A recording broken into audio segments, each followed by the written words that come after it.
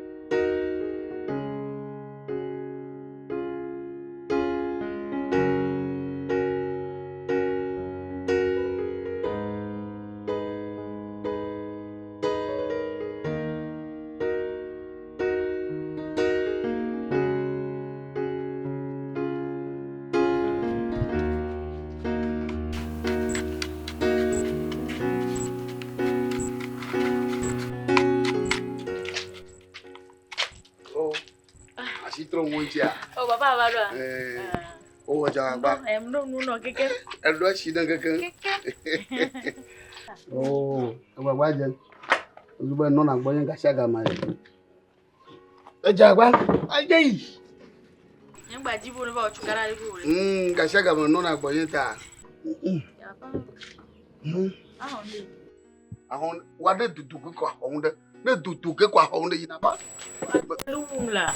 Monte ba fongu ko divia. Me fi file ko mo ba. Ka ina ba. Ne yisene ko va ma ko honda da ina ba. Sia.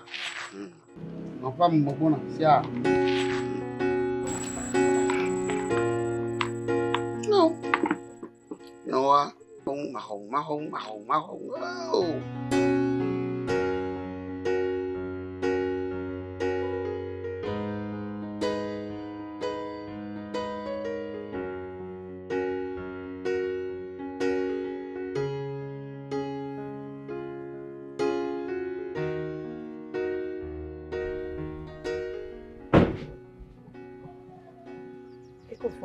Au fond là. Elle est là. Benasson, nous sommes les pommes, les 10 000 pommes, on va y en appliquer tout ça, mal léolo. Les pommes là. Plein d'amour pour nous voir. Benade, on peut pas dédier les hauts demain. Et quoi, les mamans doivent pas dédier des vidéos, mais on va dorer. Ok, on est deux bobos qui ont tio. Il y a ouais, sous calasio là. Fifi ouvert. Amiga home na home bleno. Ko pomme ya. Ma gérer no makudo. Ah. Oh, e haru le ngba no do. Ma do bubudo ki unti o. Pom da pom ye. Avun no na home bleno. Supportable na mako.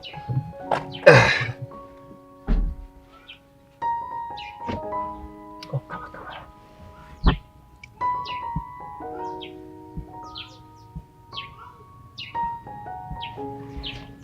Ayom 18h03 ya miadogo. 18h garder. Ye comme ayo, garder ko yo no ya. 18h atowe. Yon kware, on to la po. Problème là. Ku kere ke male ya. Ayo we. Ayo. Ebi o to gbe jora jira ne. E vas de ka kwa. Yo gbo be nyoro mo nku mo kokko. Nyoro mo nku mo kokko ba vas de ka. E ma no du hare mo no ko. Omo no gbo nya. Eyan ojo le me. Eyan ojo. Ko pom mi. To ma jero nyere. Ma wo nyere. Ma do bibi sese la me no. Lebe. Ya. Caroti là. Voilà la nyolo yir voilà. Combien de goût? Mayo. Mayo.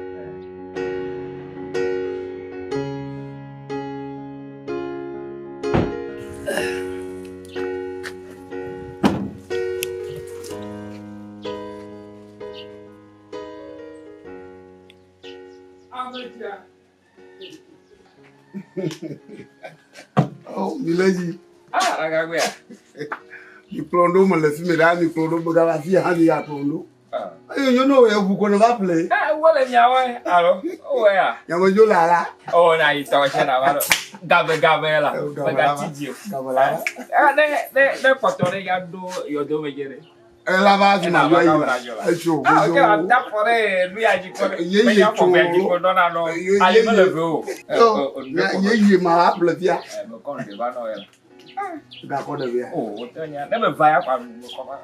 Ya do yi re ti. Me ye yi yo ja. Opo. Nya de covenant ga re ma le ka ko yin le ya wo. Mo ko blava. Blava ko la, blava ko. En ma le to. E poi ile Dia do ko va ti dia ta ga re kama shi. O trouver ko na to. O yo na yo fo ko la be exclusivité. E ile ke iPhone 20 Pro Max. Be po le asia. Akpode ne amaro bolos plege wa pochi jore mu. Ati manya ba 20 Pro Max. Ya. Wa trouver na trova. Je pas business là. Trouver na trova. Ne va quoi, bien ouais de.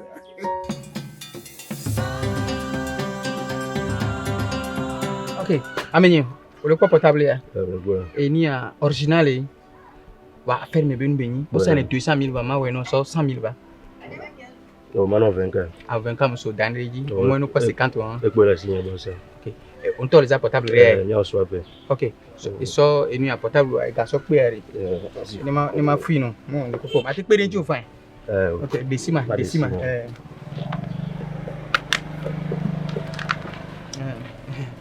Ouais. Sort de goût maintenant. Sort de goût. Oh, amenye. Tolo ma. Tu n'as pas faire mes benoués au le wonu amula ko mi alo. Oh, tout le monde est déchargé wo ba wonu ala. C'est. Tu pour non na o se me alo.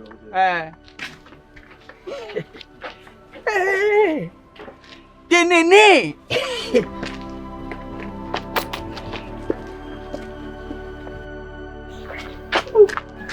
Grand frère Yakima. Alors donc ma mère. Qui m'a quoi là? Je suis sommet. Je suis cramé. Je suis déjà au dos. Ya ma joie pour une découverte joie. Exactement deux pour ma joie de pied pour ma quoi pour. Qui m'a quoi là? Qui m'a quoi grand frère là?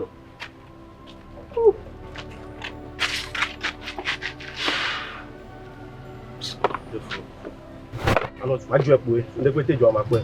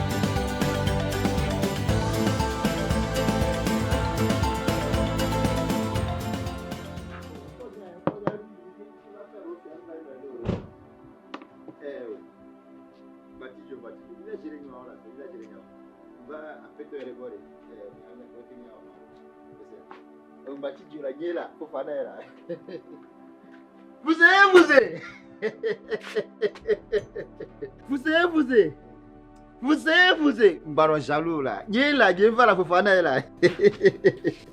Le go. Ma tout bien du bien boy. Ayi ma. Ah bien da pena ma we. Fio ba chi ya.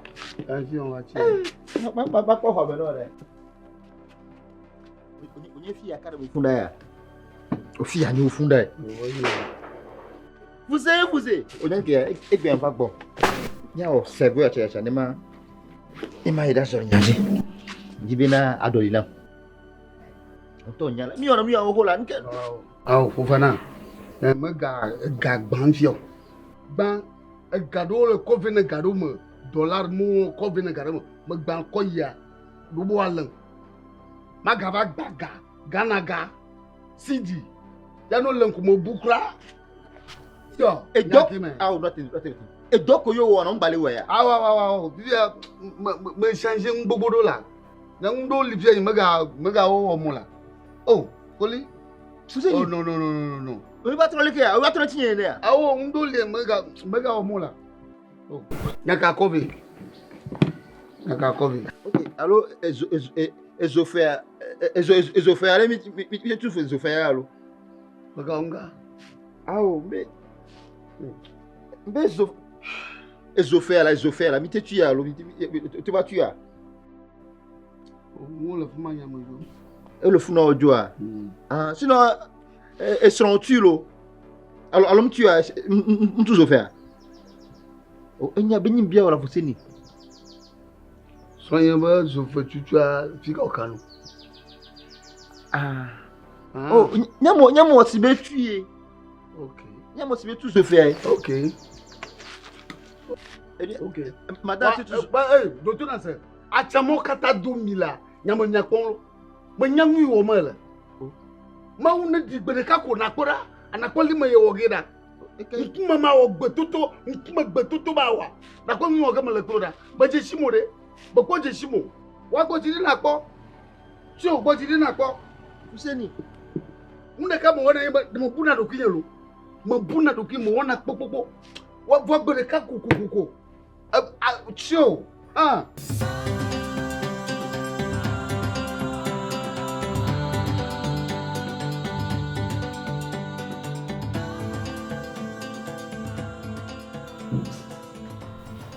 Mais on doit pas casser. Guru punya. Oui.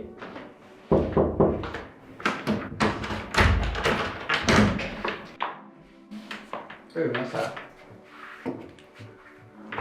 Olha, como é que ele controla com o leão que doa. Masa ni mesti babi.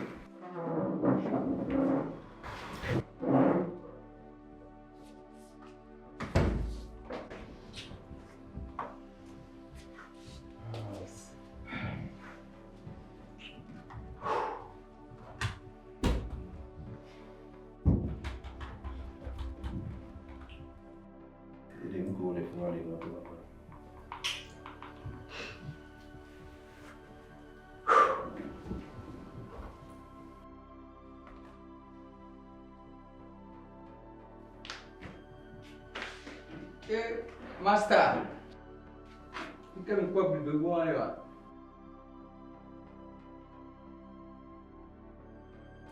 Kau le pon de fia, e plus beau le pon de fia. Kau le pon fia ni ya, e gana nyo le quoi. Master. E gana nyo le quoi. Master. E ni yo wa, e tobe ni be wa. Master mi kwa no bi ora. E ni yo ke kia, e so me ka boy. E me ka ko be so.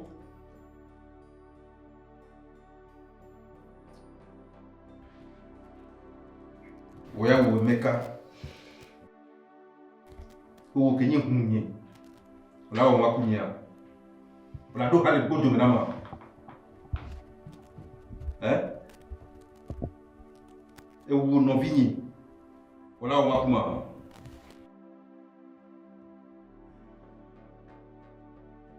New York mi bewa ko ya do mi bewa. E tolo ba mta chaka beso.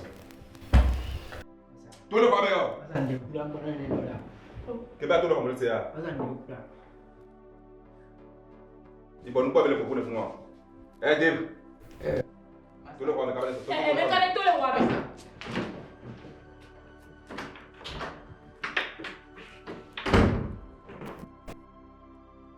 Dike muone mhenya bana yubla ofasi pena na be makura na kwa dike muone dua Masa nyasi na kimisia. Sasa damu yake ti solution na mifanya sina kimisia. Le pondo. Sasa garu mo mati ai fiasa mo pos bereke dev kudo mu ke badin tutuba forcer mo watu karale kupo kwa desile pompo kudon kwa amelitoa nyane ke mais primo amame verano pompo ala americana di parano breviri alora no ondi tactique de quoi. Ami que mi ya fia. Bisusula jole mi ami que ya fia disere ka quoi. Abo. Dave kuda monate ifisha ara wa ido lo wajiri. Ano tukaranto quoi. Abo ami ko ya fia ara no po wa bo. Sebe nyako dina bro. Sibe ojibena ya no place amola no po.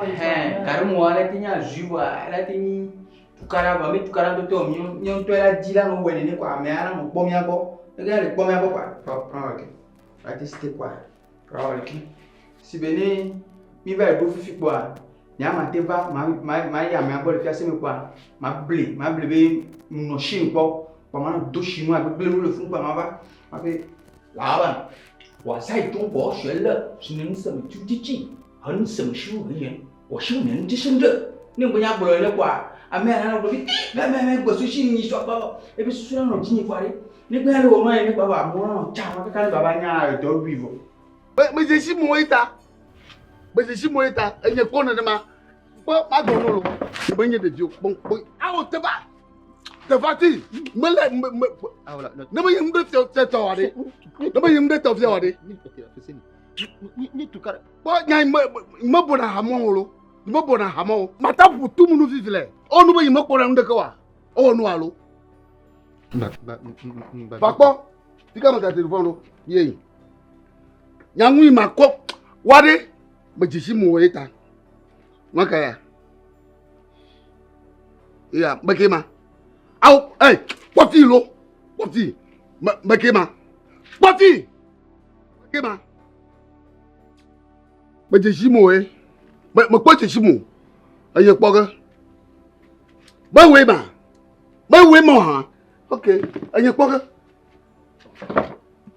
Aya de azu do ma melade. No na ma. Ni to ke de be ma ke wele ke ba bijo ne. Ba ko ya ma tire tout mon vivere. Ya tu e pe o tri ave zo fe ba bijo. Ka wa Fofana. E voilà. Bon, ba bijo la ba. Ni mo wona nwire ko lo. E to yi pe no yo ka to jesi wo nya ba ni mo wona nwire ko lo. Ba bijo. Voilà ko yi de na ntiyan lo. Ko yi de na ntiyan. Yo. O man wa hey. Kai. Won kuma ma ba tioji ban kuma na. Ma wo ke no la. Hey, ba ko gangbagba ya fia. Ba ko gangbagba ya. Hey, gavati ya son lo. Ba gavati ya son. OK. Anaka ka mo jole fumira. Ti ya mala aga jo yama. Fofana. Ma te gba wonu vivile lo, ma te gbe. Ma jesi mo. Ha. Gaya daria woni ni bagai. Woni ni ba ya mata ko ndia. Mata ko ndia.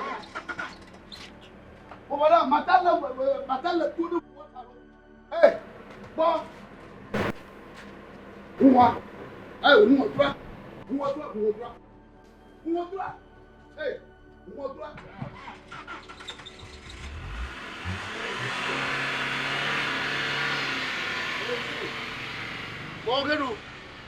Bogenu. Ayo. Aga bagaka. Anaka ka majule fuma. Ba fati ha aga klondo. Ay, Fofana. Hey. Yo. Bogenu.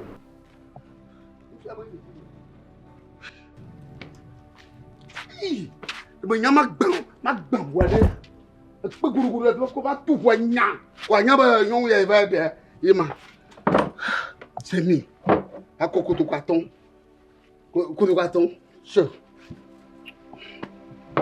Ogenu. To ti si mo eta. Ma ble be no shin po. Pa ma do chinois be ble le fun pa ma ba. Ma be la ba. 我在中国学了是能什么就地气，很什么修为人，我是人之生的。你不要不来了quoi？啊没那个没，我说是你说吧，哎不是说那种经济管理，你不要我们那爸爸我那家我看爸爸伢都比不。对喽，你的家家的关于家家都关于关于，fica be canal， fica be canal business que me levou，哎，你考虑不了吗？哎？我呀，哎我能问那一回。好啦。Donc Emile wale fike nyano do gbonya fike be kana o ma bi olo to yen yu to wa lo mi o to yen lega to yen yu to no le do gbonya to yen yu to bora esuro ko gbo nsuwa ma le ko ne ma le do igbe le hotel me a do nya po ma gba wewe yan to cha ma gba futo ma nyamo so we yan to cha no jin to cha re he ami kwa mi 2 minutes ma gbon ko ma gbon ko alo o mi business ro bo do alo ago me dia ngba na ma bidi olo le kwa me cha me dina me sura puta nya me le alo anya mu ka mo de tire pata nya puta me ndia akwa yi se go Ami. Eh, perché più ya dogoma. Perché più da. Perché più io. Ami mi chiedo. Jama. Ho davanti telefono io la. Il telefono io li so. Jama. Ya crazy eh. Crazy da to. Oui. Ofana. Ya maga nwu yo jimo. Nya we na ma jan. Ulen de prison kaka de dite. Vivi nya maga kro doke. Nwu yo tu ple ma nwu subon kwa. Wa. Ko janya de ajono anyi jepe a.